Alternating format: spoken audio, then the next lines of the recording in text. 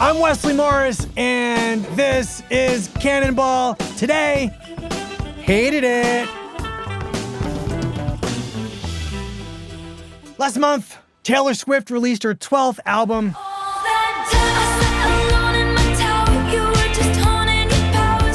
The Life of a Showgirl. And for me, the most interesting thing about it didn't really have so much to do with the music itself.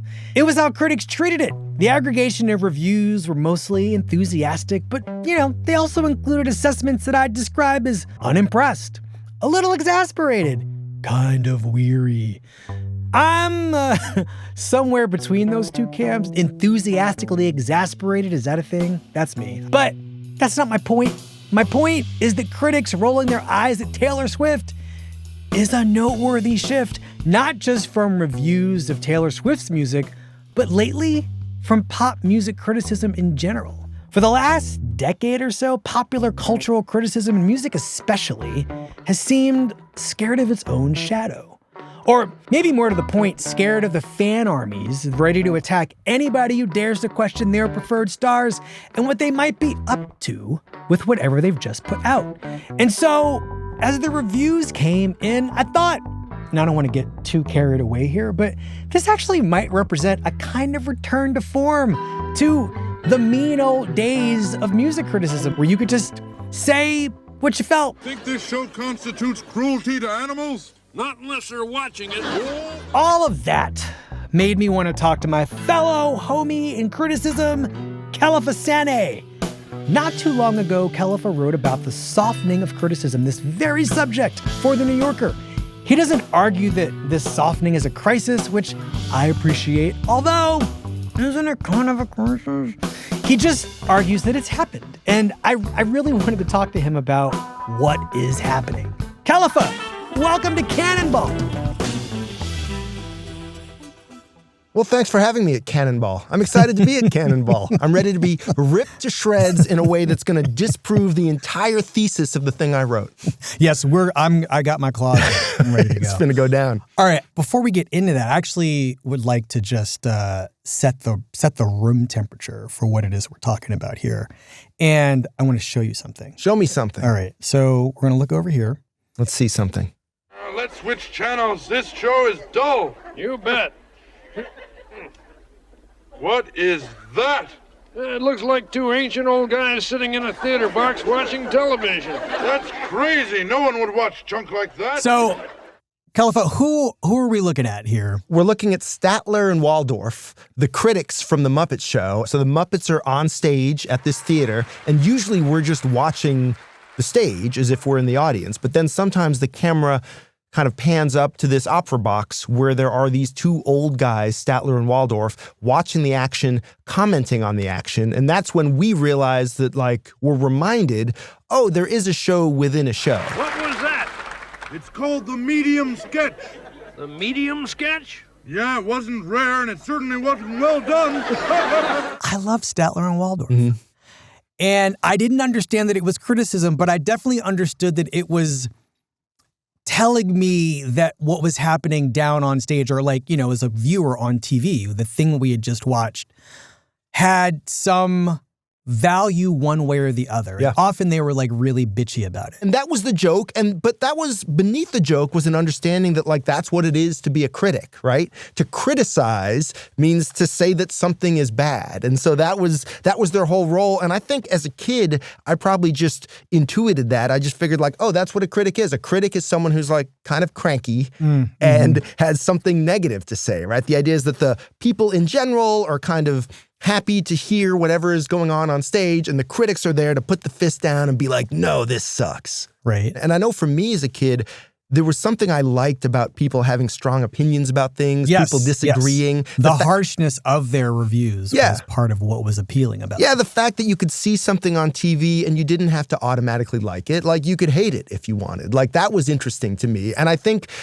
probably before I even knew that's what I was thinking about, maybe I got some of the same pleasure from Siskel and Ebert. But as well as Boogie Nights plays, at the end of the movie, in a sequence that sums up the fate of all the characters, I was left cold, frankly. Their fate seemed arbitrary, and I certainly found no larger meaning in this film That's why you're getting a positive, to be sure, but mixed review from me. Mixed. Yep. This is on my list of the 10 best films of the year. This is a wonderful film. And that last sequence... These two guys are going to be disagreeing about movies and disagreeing with each other. And you're going to see that disagreement. And that's maybe going to spur you to decide which one of them, if either of them, you agree with. Right, like, who's going to win this argument? Siskel and Ebert are basically the Statler and Waldorf of the real world. And there's also another fictionalized duo, and that, of course, is the men on film gentlemen from In Living Color. Yes. Hello, I'm Blaine Edwards. And I'm Antoine Merriweather. And welcome to Men on Film. And it's Damon Wayans and David Alan Grier, basically is two very gay, flamboyantly gay men reviewing movies. And they're reviewing real movies. Right. Hated it. They're sitting in director's chairs. They've got on these outfits that are, I mean, I don't know what to call these. They're the teeny tiny hats were what I always remember. 5 stars. And not only that, but like, it's the other accessories. It's like the ascots, the earrings. First off, my favorite love story of all times is All the President's Men. Now, this is a story about outing in which 2 male reporters has to investigate the goings-on in the White House. And they were also making fun of the idea of the critic as a serious figure, right? Yes, there is this idea, anti-Statler and Waldorf. Yes, the idea that there is this starchiness, this old-fashionedness, and they were going to do it in a very unstarchy way. 2 snaps and a rewind. This brings us to your piece, which is called Everything Nice, but is really about a history of music criticism that involves this change from like the mean old days, from nasty to sweet. That's right. And maybe back again. And hopefully, if we're lucky. So, I don't know, let's talk about it. Let's get into the piece. So this probably goes back a few decades before that, right? If you look at the dawn of rock criticism in the late 1960s, it is a quite cranky profession. Mm-hmm. And you have people like Robert Christgau, the so-called dean of American rock critics, who's giving out grades to albums. And you have this idea that, yeah, they're going to mix it up a little bit. They're going to fight a little bit. And it's going to be a kind of a cranky discipline. And so as the music evolves, that evolves a little bit. And by the time you get to the early 2000s, in the US, a lot of music critics are talking about this thing called rockism. Mm-hmm, mm-hmm. And rockism is a term to describe basically a musical prejudice, right? An idea that good pop music kind of looks like rock music and functions like rock music, right? It's probably going to be earnest. They're going to be able to really play and sing live, and it's not going to be too pop, right? So It's going to be looking down on anything that seems a little bit too concerned with fashion, right? Too concerned with music videos, right? It's an idea of what musical authenticity should look like and sound like. It's a purity paradigm, essentially. Yeah. And through that paradigm passes like every kind of popular music. And it is sort of measured against, these sort of rock ideologies, essentially. And that can be broader than that, right? Is this real country music, or is that the fake stuff on the radio, right? Is this real hip hop, or this is that gangster down south, whatever, right? Like there's a lot of these binaries. And I want to say, just for the record, like Christgau, the so-called dean of American rock criticism, has always been an extremely wide listener. He's someone who's written probably more about African pop music than any critic of his era. Right. I think there were people that were less imaginative listeners who were influenced by him that did a much less interesting version of what they took to be his school. And so in 2004, I wrote about this here at the New York Times, a piece about rockism and about this discussion that was happening. And I made the case that there were a kind of a generation of critics who maybe were still thinking about music in those terms, and that made it hard for them to appreciate what I considered to be some of the most exciting music that was happening, whether that was kind of Nashville country music, whether that was mainstream hip hop, whether that was smooth R&B, that the vocabulary that critics used was a little bit out of touch with what was going down. Oh, I see. You printed it out. I came prepared, sir. You got receipts. So I will read to you. About this rockism piece, because I think, I had never heard this term before, your piece. I remember reading it and having my mind expanded in this really exciting way because it had answered a question or a feeling that I had had about the way, like all kinds of criticism in an interesting way were being practiced. And like who was not being lavished with the same degree of rigor, attention, enthusiasm, care, concern, as opposed to just sheer dismissal. Right. I think for me, in a sense, I got interested in music through criticism. Not from reading critics, but I got really interested in music through punk rock. And punk rock, part of what it was a criticism, right? Part of what punk rock is a movement that says like, no, this thing that's happening sucks. This thing that's happening is bad, like aesthetically bad, morally bad, all that stuff that you normal people listen to, there's something wrong with it. And we're going to be a critique of that. But I think, honestly, I'm not sure I would have started to get as serious about writing about music as I did if I hadn't gotten back into hip hop. Which is what I loved before I loved punk. And then I kind of like left it for a while. And then I came back to it really in the 90s. And unlike punk rock, there were these totally obscure bands. And I was like, well, the rest of the world hates these bands. That's fine. They're supposed to hate it. It's okay. Whereas with hip hop, I felt like, no. There's something happening. These records are really incredible. They're not getting celebrated and written about the way they should. The world doesn't understand 400 Degrees by Juvenile, and they should. Right. Just to name one, a record that totally expanded my mind, and a record that a lot of even hip-hop critics at the time didn't really enjoy. Yeah, because it was Juvenile. And right? it was a big hit. It was cool. It was regional. It was American. I was like, this is incredible. So I think for me, moving a little bit away from thinking of myself as a punk rocker and getting back into hip hop and some other stuff helped inspire me to really want to have those kinds of public arguments because there was an argument worth having. I thought people were wrong about hip hop. Right. And so I will just lure us all to the end of this piece. What is it? It was originally called the rap against rockism. Right. This is you.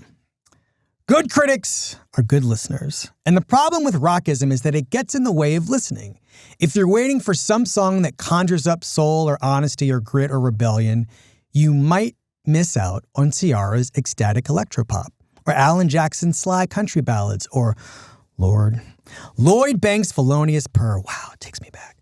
Rockism makes it hard to hear the glorious, incoherent, corporate finance, audience-tested mess that passes for popular music these days. To glorify only performers who write their own songs and play their own guitars is to ignore the marketplace that helps create the music we hear in the first place, with its checkbook-chasing super producers, its audience-obsessed executives, and its cred-hungry performers. And that is essentially rockism. Yeah. What I think was interesting about that moment was it introduced this tension, right? Where there were classes of critics who were younger than your Christgau's, who came up through your Robert Christgau's, and, your old school Rolling Stone critics who were like sincerely, passionately, furiously interested in hip hop, interested in metal, pop music as practiced on the charts of Billboard. I think it might be interesting to sort of live in it for a second. For personal reasons, I always think about the summer of 2001 because it was my first appearance in The New Yorker. I was super, super excited. What is your appearance in that? I profiled a rapper named Jay-Z. Oh, I know him. Known to me. Wait, is this it? This is it. This is the New Yorker music issue from 2001. Oh, I love this. It's got a hip-hop portfolio. It's got... Oh, no. It's got the notorious P.J. Harvey piece that Hilton Howells wrote. Where he's like, sorry, Lauryn Hill, the real shit is this white British lady. It's an incredible... It's got Alex Ross on Radiohead, getting all musicological on Radiohead. Yeah. An incredible issue. And it has this piece by Nick Hornby, who was then kind of acting as the magazine's pop music critic. Nick Hornby, obviously famous novelist, screenwriter. And so, yes, one of the most acclaimed writers of his generation, but also a huge music fan. And so he had been writing a series of music criticism pieces for the New Yorker magazine. And for this issue, he decided to do something kind of crazy, at least crazy for him. He listened to the top 10 like the 10 most popular albums in America as determined by the Billboard 200 chart. Yep. And he was just going to say what he actually thought of them. Having just reread this thing. Did you read it when it came out? Of course I did. In 2001? I have a very clear memory of like being surprised that Nick Hornby also enjoyed Alicia Keys' album. Her first album. That was the only one. Yes. That was the only album of the 10 albums. That was the only one he could have imagined listening to. All right, so here's your top 10 that Nick Hornby is going to town on in this piece of criticism. Songs in A minor by Alicia Keys.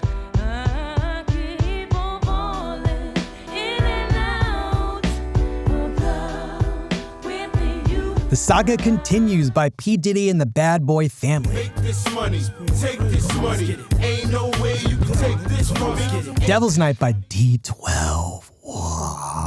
I'm in the Mushroom Mountain. Once or twice bottles count, but nothing compares to these blue and yellow purple. Break the Cycle by Stained. Yes. It's been a while since I said I'm sorry. Survivor by Destiny's Child. That's number 5. Jagged Little Thrill by Jagged Edge. Oh my God.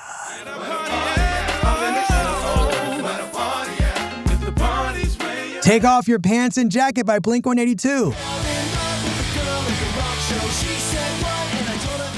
Lil Romeo by Lil Romeo.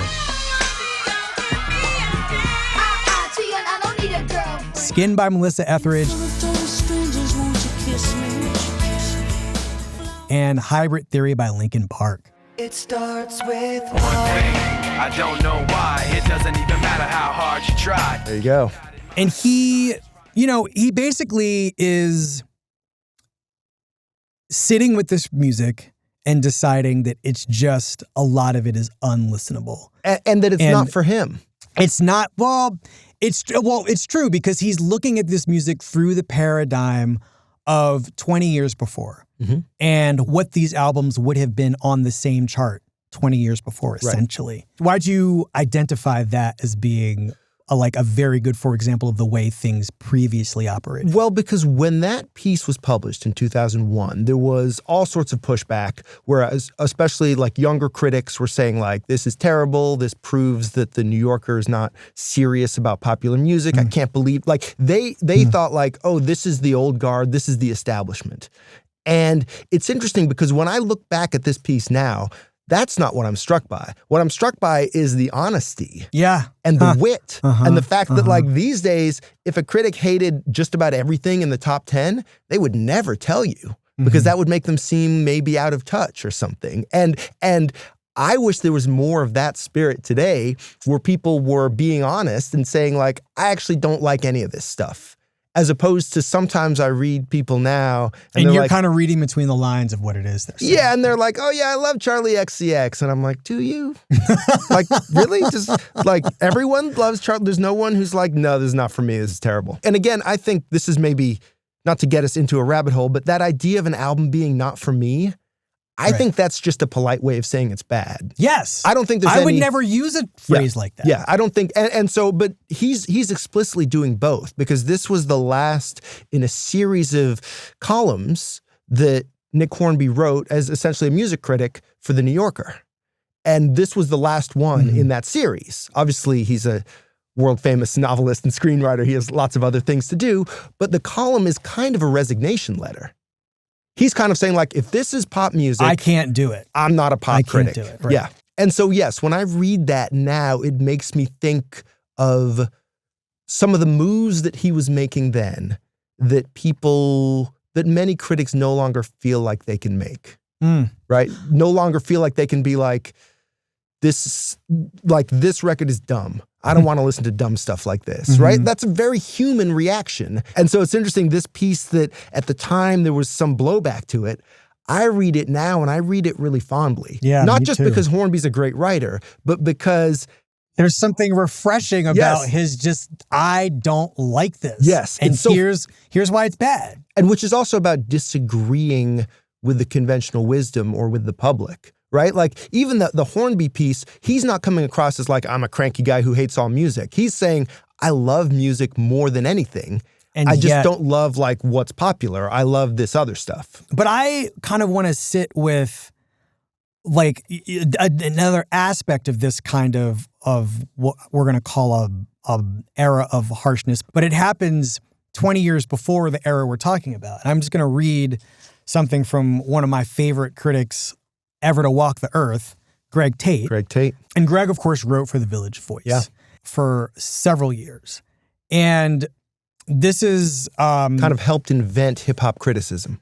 And not only that, but you also had a guard of critics who were black critics who wanted nothing to do with hip-hop, right? Yeah. And were cursing it, saying all kinds of, I mean, you want to talk about rockism. Let's talk about like intra-black racism. like many great kinds of music, hip-hop was creating and emphasizing a generation gap. Right. And into the gap steps Greg Tate, R.I.P. If you know Greg Tate, you probably know this piece. And it's called The Devil Made Him Do It, Public Enemy. But he's writing about It Takes a Nation of Millions to Hold Us Back by Public Enemy. It comes out in 1988. He mostly loves the album. But in the middle of, this very, very granular assessment of what the samples are doing, what Chuck D is doing, the values of, black nationalism of this music, Greg takes a second to say the following. To know Public Enemy is to love the agitprop and artful noise and to work. I mean, I can't believe I'm reading it like this. This is not how Greg Tate sounds. Let me do a better job. To know Public Enemy is to love the agitprop and artful noise and to worry over the whack, retarded philosophy they espouse. Like, quote, the black woman has always been kept up by the white male because the white male has always wanted the black woman, unquote. Like, quote, gays aren't doing what's needed to build the black nation, period, unquote. Like, quote, white people are actually monkeys' uncles because that's who they made it with in the Caucasian hills, period, unquote. Like, quote, if the Palestinians took up arms, went into Israel and killed all the Jews, it'd be all right, period, unquote. From this idiot blather, Public Enemy, this is still Greg, are obviously making it up as they go along. Since Public Enemy show sound reasoning when they focus on racism as a tool of the U.S. power structure, they should be intelligent enough to realize that dehumanizing gays, women, and Jews isn't going to set black people free. As their prophet, Mr. Farrakhan, hasn't overcome one or another of these moral lapses, Public Enemy might not either. For now, swallowing the Public Enemy pill means taking the bitter with the sweet. And if they don't grow up, later for they asses. I mean... Well, one of the things you hear in that is confidence, right? The confidence to be like, no, this is bad, this is wrong. And I think... within the context, the larger or the slightly larger context of this album being a landmark, according to him. And this became a major thread and a major kind of tension within hip-hop criticism, which was you had a lot of critics who found themselves not agreeing with a lot of the things that rappers were saying. And so sometimes that meant like dismissing all that stuff, right? Like if the rule is that we can't really co-sign any album that has language that we find offensive, a lot of critics were like, oh, maybe hip hop is bad except for like alternative hip hop or some of the righteous stuff. And maybe most of it is bad, right? And so that became an interesting fissure within the conversation about hip hop. And hip hop, I mean, going on through the 2000s, 2010s, there is a sense in which hip hop kind of got bracketed, right? Where like rappers could say stuff on record that no one else could say. And even at a time when criticism became much more intensely moralistic, there was a kind of hip hop exception. Well, this brings me to what I would say is another shift in the way that you're thinking about this, which is the arrival of this anti-rockist stance within the world of criticism and maybe even music listening and fandom. And it's called... It's a word that's even sillier than rockism. The word for obvious reasons is not rapism, it's poptimism. Yes. Poptimism. Poptimism. To name the sensibility that might come next. And what does it set out to do? because it doesn't stay in its box. No, I mean, the idea is instead of just celebrating Bruce Springsteen and stuff that seems a little bit like Bruce Springsteen, we're going to celebrate pop music, which on the one hand, there was and is lots of great pop music. And at the time this term was being used, there was a lot of sort of self-consciously pop music, right? There were acts like Robin, right? Who were like kind of underground, but using the music and the sounds of 80s pop music and proudly identifying as pop. And it makes sense that there's a critical movement that says like, no, we're going to center the fact that we're celebrating pop music. Now, come the mid 2000s or the, early 2010s, like, how are you experiencing this, like, as a critic? Well, so critically, like, the stuff that was exciting was changing. It's becoming clear that if you want to talk about music, it can't just be rock music, right? It's becoming clear that, like, we're going to need to talk about hip hop and R&B. So just like as an aesthetic, the rock thing is starting to fade a little bit, right? So critics that want to talk about the interesting music need a different vocabulary anyways. It's a little bit paradoxical, right? Because on one hand, if you're saying like, yes, we're going to embrace pop music because we're pop music critics, like, yeah, that makes a lot of sense. But Poptimism, right? Most of that word is optimism, right? Like it has a, it's inherently at odds with the critical exercise. Yeah, does this mean we got to celebrate all the pop songs? And I always thought it was kind of ironic because if you ever talk to an actual pop music fan, that's like some of the most vicious tribes you could possibly encounter. Like they hate the people they hate and even the songs they hate with a passion of 1,000 suns. Right. And so like one thing that a real pop fan is not is like mildly positive about pop music. Yes. They're like, this thing is great, this thing is terrible. But I think that underneath there was a really interesting question, which I think is a question that anyone who's a music critic confronts, which is, who are you? Like, who the fuck are you? Like to be saying anything about XYZ artist. Yeah, to be telling me that this is good or this is bad. To me, that's the fun of the job. But yes, there is something, that question of who are you, and I think it can be a political question, right? If you're a non-black critic and you're talking about music that is disproportionately beloved by black people, right? They're like, well, this isn't for you. Who are you to say this? If you're a man writing about music made by a woman, like, who are you to say this is bad? And so I think that question is always bubbling and lurking under the surface, especially with the Rockism, Poptimism debate. I think what you're identifying with this question of should people who aren't the demographic of the work or artist they're writing about be allowed to do it? Like, how much should they know or be aligned with? They're always allowed to praise it. The question is whether they're allowed to dismiss it. After that, like, how much criticism what percentage criticism are you allowed to expend on this work? Right. But I think that observation is really critical to this shift, right? Yeah. I would cite the arrival of Kendrick Lamar's To Pimp a Butterfly as being like an interesting turning point in this discourse around identity and the identity politics that sort of had always sort of been percolating through an aspect of music criticism, but now is explicitly made textual. Yeah. All's my life I has to fight, nigga.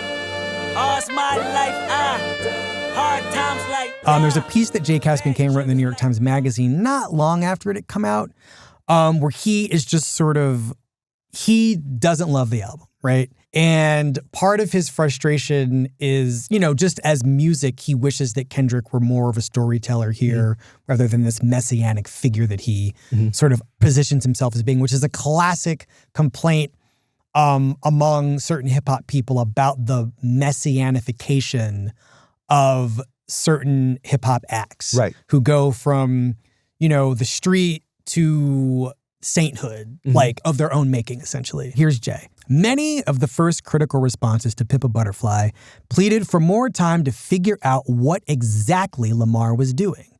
In Slate, Carl Wilson, great critic, that's me saying that, wrote, it's too soon to say whether To Pimp a Butterfly is a more satisfying album than Good Kid, Mad City, the previous album. In The Fader, Rawia Kamir wrote, God knows how long it'll be before any of us fully grasp the stacked meanings, extended metaphors, and shrouded complexities of Kendrick Lamar's To Pimp a Butterfly.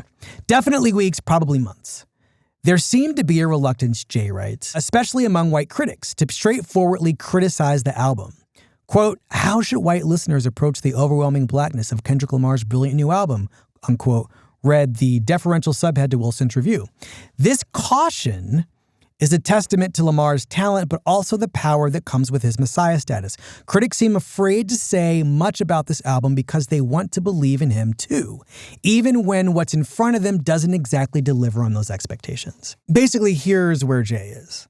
Leaves the text of To Pimp a Butterfly just to think about like the lonely island he senses he might find himself on as a Korean American man writing about this black ass album. And like insisting that people just be honest about how it makes them feel. Right. Whether like regardless of, you know, how connected they are to the themes of its blackness. I mean, Jay is a guy who's not afraid to stir the pot, and it was really courageous of him to write what he did about that album at that moment. And the funny thing is that even at the height of excitement about that album, most of us, if we had talked to a random group of our friends who love hip hop, we probably would have heard a diversity of opinions, right? Yes. If we were talking to our friend group. I definitely was among a diversity of opinions when that album dropped. And just like normal people are pretty free in being like, I'm not trying to listen to all that Pimp a Butterfly. Like, you know, normal people. And so I think you do have a bit of a problem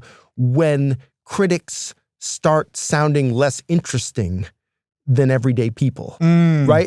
I'm not so much concerned with what the opinion is, but I do think the critic's job is to be interesting. And so when there are those moments when it feels like people are having more interesting discussions in real life or more pointed discussions or sharper discussions in real life than on the page, those are moments when I think that like there is some energy that professional music criticism is kind of missing out on. And this goes back to this argument about rockism, right? Because rockism, the term, sort of sounds like racism, right? It sounds like an ism that you definitely don't want to be associated with. And part of the discussion was that like, oh, maybe critics are spending too much time praising white guys in rock bands. And maybe as a result, they're not spending enough time thinking deeply about slow jams or about some other form of music that's maybe not dominated by white guys. I would want to say, though, that part of why rockism was valuable to music critics was that it gave you a frame. It gave you a narrative. I would even defend the idea of prejudice, right? The idea of prejudice is that I have a value system. I have an idea about what's good before I come to you and before I assess what it is that you're doing. I have a preconception. The student in me wants to agree with what you're saying about it being a useful framework. But then just thinking about like what it means to practice, what it would have meant to do this work in, you know, from like 1977, 79 to, I don't know, I mean, the mid 90s when hip hop was not only innocent, but it was beginning to eclipse like, you know, Rolling Stones' beloved rock and roll. And the argument against rap album after rap album after rap album was not so much about rap as an art form, but about the ethics of the sample, right? And the ways in which all of this white music that had wound up as, you know, tiling and grist and, you know, gilding for these great rap records came from this rock music that is being befouled and besmirched by a class of young black men. I don't think I agree with that. You don't think that happened? You don't think that was a response to like a class of rappers? I think criticism of hip hop sampling practices was as likely, if not more likely, to posit black pioneer musicians as the people that were being befouled. I mean, it depends who we're talking about, right? That is true. But when critics are criticizing Sean Combs for taking Every Breath You Take and turning it into I'll Be Missing You, and they're like, this is just karaoke. It's just a bad sample.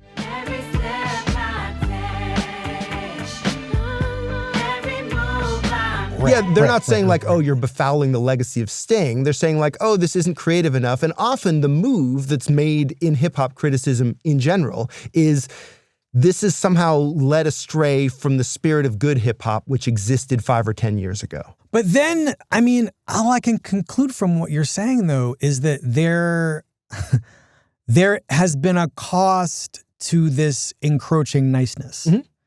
And one of the costs is that the discourse gets flattened. I mean, I'm not saying anything terribly profound here, but I mean, you've put your finger on this shift. And I mean, I read your piece with a great sense of lament, right?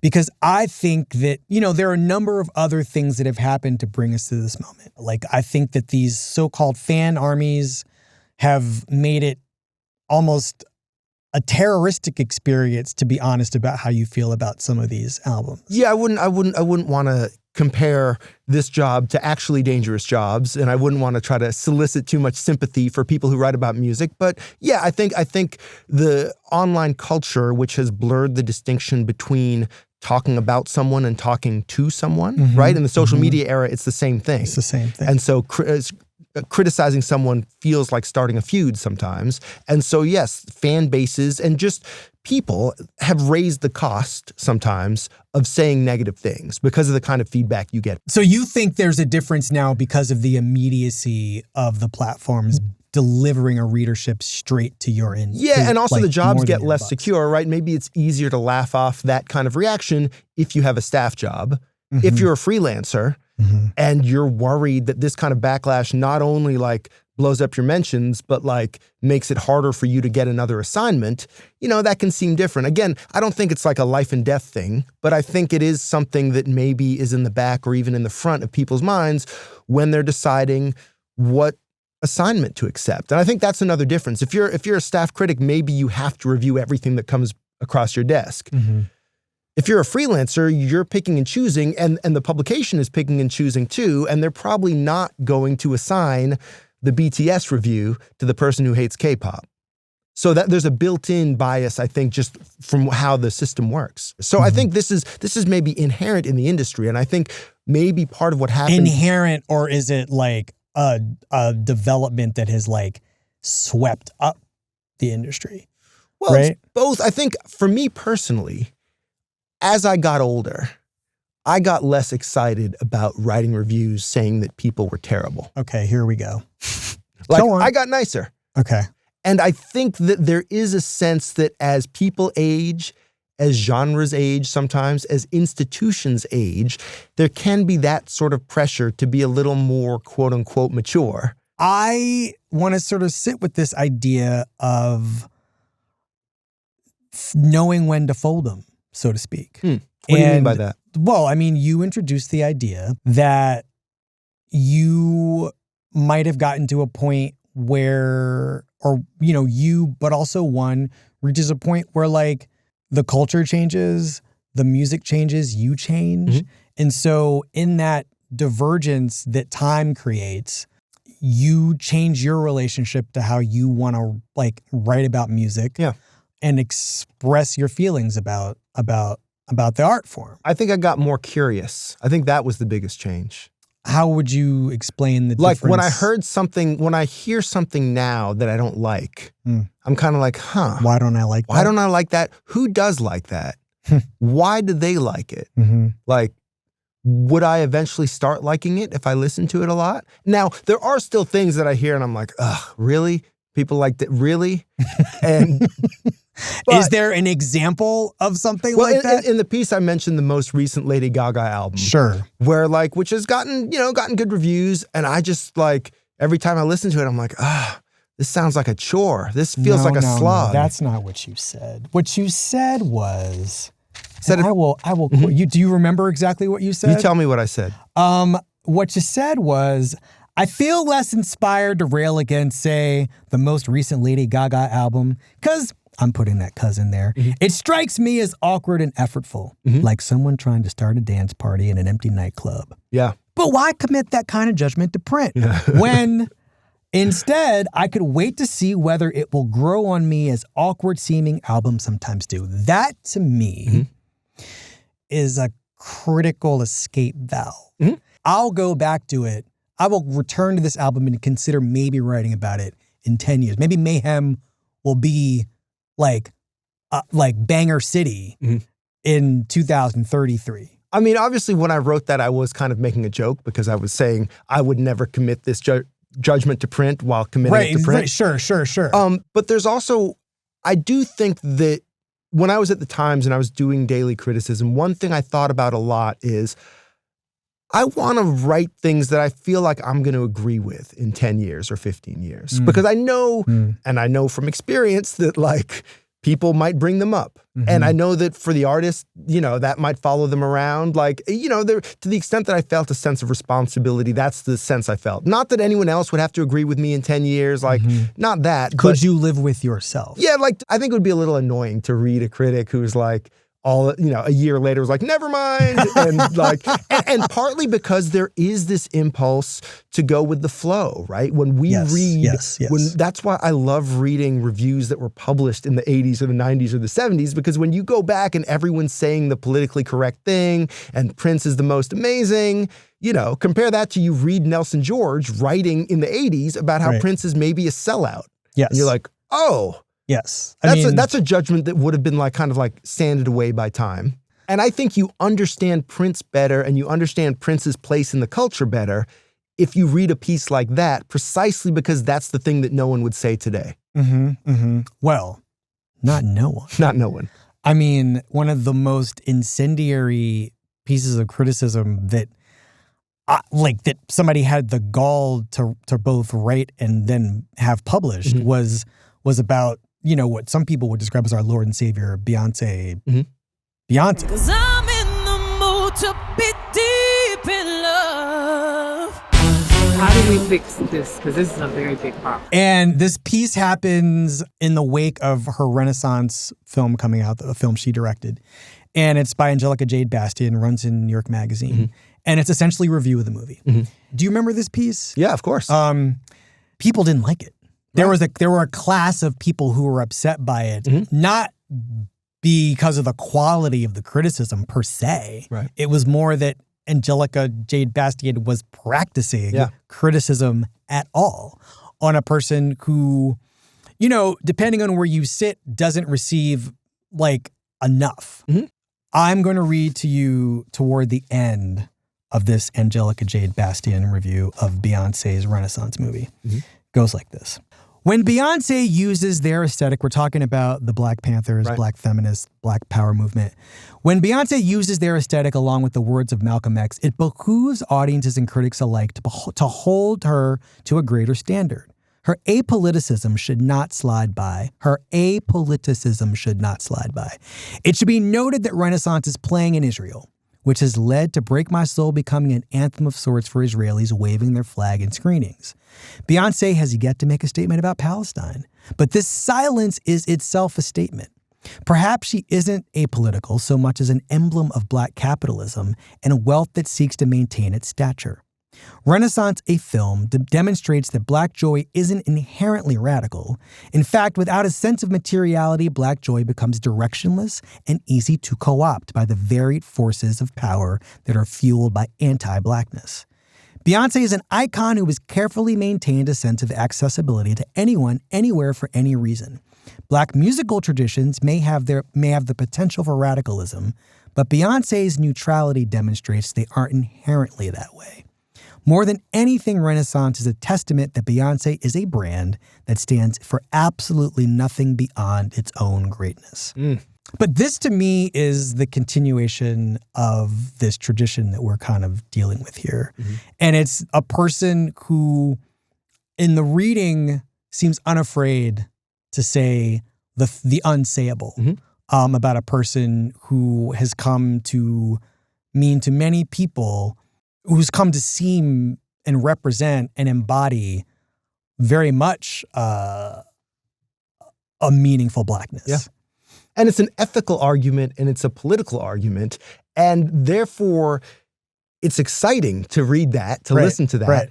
And again, I think a lot of times in music criticism, sometimes the most exciting pieces are the pieces that take us away from the practice of making music, right? Right. It's hard. I was going to say, it's like, hard she's left the realm of the art itself. It's hard to generate that kind of excitement when you're talking about, well, this drum hit was sampled from this, and the way they cut out some of the mids and added some of the bass, like that kind of technical musicological writing tends not to generate that kind of excitement. And so, again, this goes back to the idea of rockism, right? The idea of if you have some sort of frame, and maybe it's an ethical frame, and maybe it's a frame that tells a story of good and bad, right? You can write a piece about music that feels like it's part of this good versus bad struggle. Right. And you can do that in a context of what we would call rockism. You can do that in the context of fighting back against rockism. You can do that in the context of making an argument about the co-option of Black culture. But a lot of times the exciting musical stories kind of do that. And I think one thing that happened in the aftermath of the rockism debate was critics had a hard time finding a new story. One answer was this political answer, right? That one thing music can do is it can fight against injustice and oppression, and you can write a review using that as a frame, casting music or the musician as a hero or a villain in that story. For simply being the person they are, not necessarily, not inherently for the music they make, right? Well, yeah, or you could talk about how the music fits into that. And again, I have some sympathy for that because part of the reason we love music is that it always ends up feeling to us like it's something more than just music. Right? Part of the reason. Yeah, sure. Part of the reason I loved people shouting and fast guitars back in the day was because it summoned up this whole world, this whole like ethical world of like, well, here's how we're going to run our concerts. And here's what we believe about the meat industry or whatever. Right. And so the idea that music has that power, like a piece like that is a testament to that kind of power, that when we listen to music,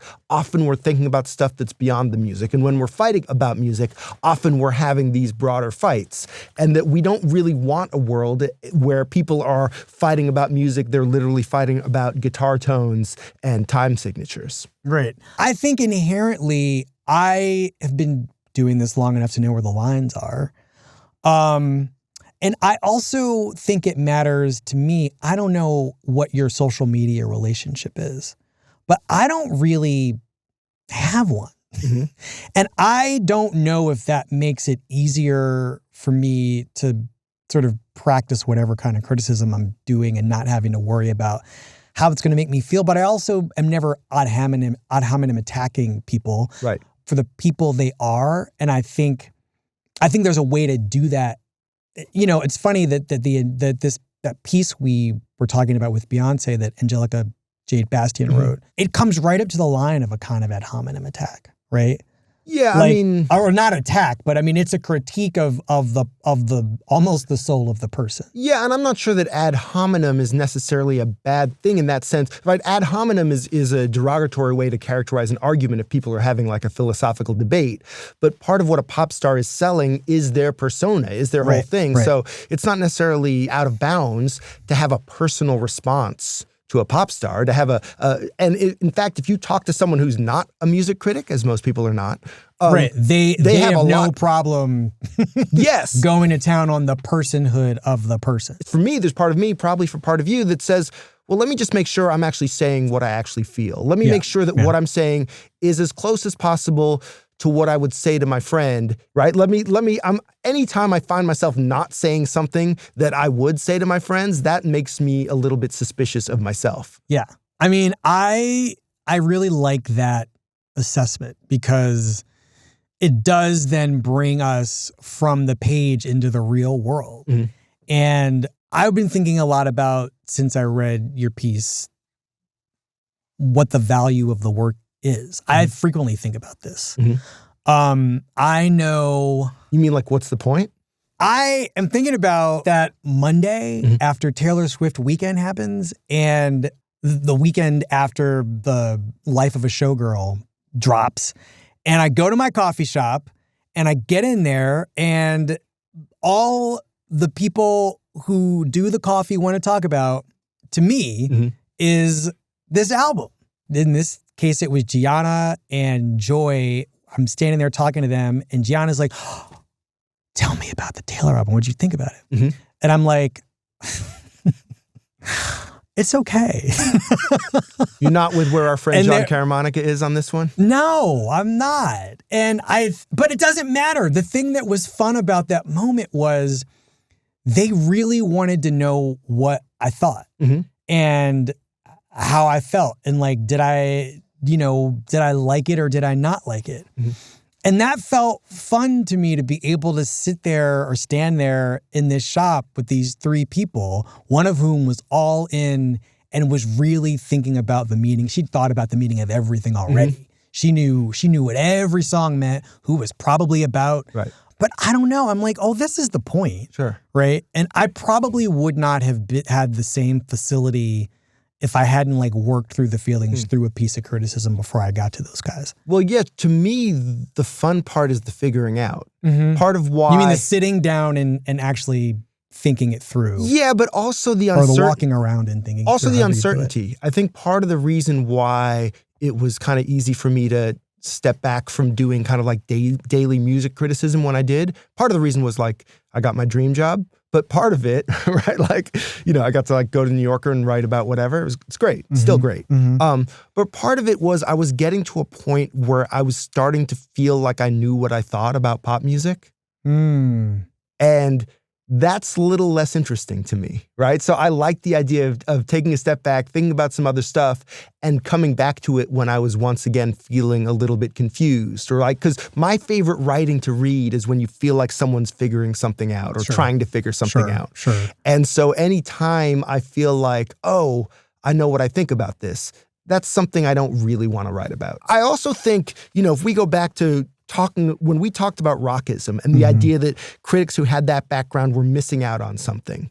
One thing I did in the wake of writing about Rockism was I wrote a book about popular music. A very good book called Major Labels, and it just goes through It goes through 7 genres. Many genres. But part of what that helped me think about was that any community of listeners has their own prejudices, their own ideas about what matters and what doesn't, and the right way to do things and the wrong way to do things. And that even as people, that's how we make sense of the world, is by dismissing some of the world. We can't pay attention to everything. We can't say that like, oh, all music traditions are equally valuable to us, right? There's always something off screen. There's always something we're not giving due to. And so in that sense, like, it's not a defensive prejudice exactly, but it's saying that prejudice is, we don't have any alternative to that, right? We're always missing out on something. We're always not understanding something because we're using some sort of framework to make sense of whatever it is that we're hearing. And so the question isn't like, oh, are we inclusive or not? The question is like, well, what do we want to ignore?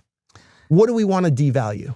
So, but where is that leaving you now as a thinker and as a critic, right? Like if Poptimism is good for anything for me, it is almost certainly like the celebration of possibility, not the art in and of itself being celebratory because it exists. But the other thing is also, like, I was at the NBA Youngboy concert a few weeks ago in Newark, New Jersey, and like, this is the most hip-hop environment you can imagine, right? Like, in a sense, this is a really strict, narrow, everyone there knows all the words. It's all, thugged out people with the lime green bandanas. It was in that sense, culturally, it felt like a really pure audience. Like everyone liked this one thing. And there's enormous power to that too. Oh, sure. I feel like there is a kind of religious experience to that, and you're in your house of worship, and this is denominational. Yeah. I mean, I don't even know where we are right now in terms of like where I'm trying to even get, but I'm just sitting with the idea that, we began this conversation thinking about the ways in which music criticism has gone from, something a lot more direct and blunt and exploratorily willing to risk negativity to like get at assessing the quality of something, to like thinking about like a more existential question about what it even means to practice the form in some way. And we've been, I think, circling a little bit around this idea of preconceptions. and the idea that you bring preconceptions with you to music. And if you have no preconception, your music criticism is probably not going to be interesting because it's probably not going to be coherent, right? But if your preconceptions are too strong, you're going to maybe miss out on hearing something interesting that would challenge those preconceptions. But how did you get to a point where you felt like you had figured it out? And then when did you feel like you had the capacity to forget what you'd figured out? Oh, I don't know, because music is always changing and there's always something. I'm going to hear a new song tomorrow that helps me be like, oh, that helps me think about country music slightly differently. Like there's always some new music. And so, yes, I think it was an illusion, the sense that I had it all figured out. But maybe what it meant that I was getting closer to a point where I wasn't listening as carefully as I needed to be. Is it more that you were burnt out? I mean, burnt out makes it sound like I had a real job that was actually hard, right? Which many people listen, do. Listen, you were writing several times a week that, required you to stay out till 2 o'clock in the morning, 3 o'clock in the morning. Sometimes I did that even when not required. Right. Well, I mean, that's your problem. But maybe it was that. It's nice to take a breath. But yes, I never stopped listening to music as much as I do. And again, criticism, if you define it broadly as I do, to include what people are saying on TikTok, and also what I do if I'm writing a profile and I mention something about the music in there, we're all practicing it all the time. As long as we care about music, we'll argue about it, right? We'll do the critical thing of having strong and differing opinions.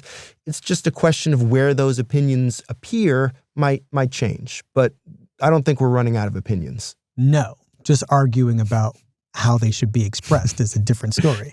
Okay. Kelefa, I think we did it. Did we do it? I think we solved music criticism. We told a story of how we got from at least Robert Christgau and Lester Bangs to right now. And you made me really excited to see what the next 10 years of music criticism looks like. Kelefa. We did it. We did it. Thanks, man. Thanks for coming. This was fun. Appreciate it.